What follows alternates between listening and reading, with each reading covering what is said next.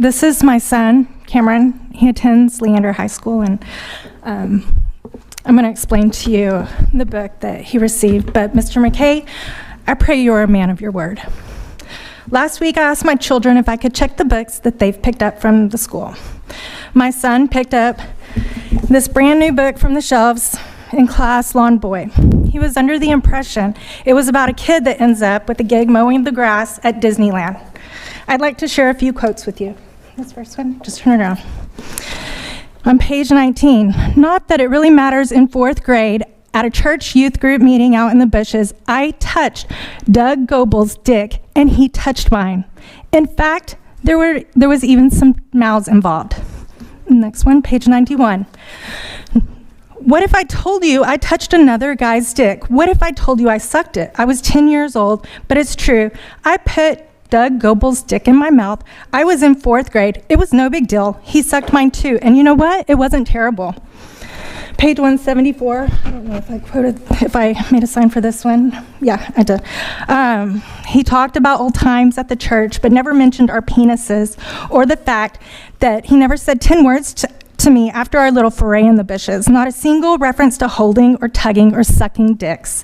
All I could think about while he was chatting me up was his little salamander between my 4th grade fingers, rapidly engorging with blood. Page 230, I didn't make a sign for this.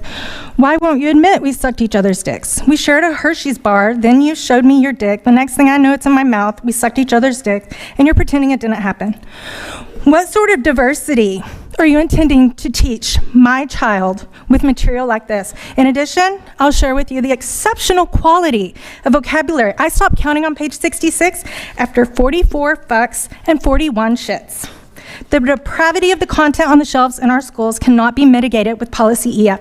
At this point, I need you to know that according to policy FFH, hold this one please, local, sexual harassment is defined as unwanted sexual advances, sexually motivated verbal, nonverbal conduct, or other conduct or communication of a sexual nature when the conduct is so severe, persistent, or pervasive that it affects a student's ability to participate in or benefit from an educational program or activity, or otherwise adversely affects a student's educational opportunities or creates an intimidating, hostile, educational environment.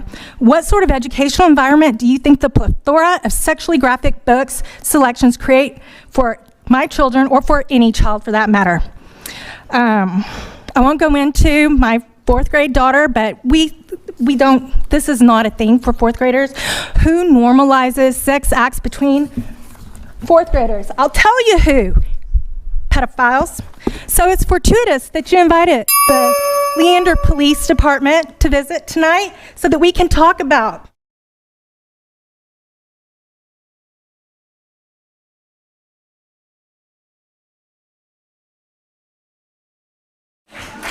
All right, we have speaker number 23.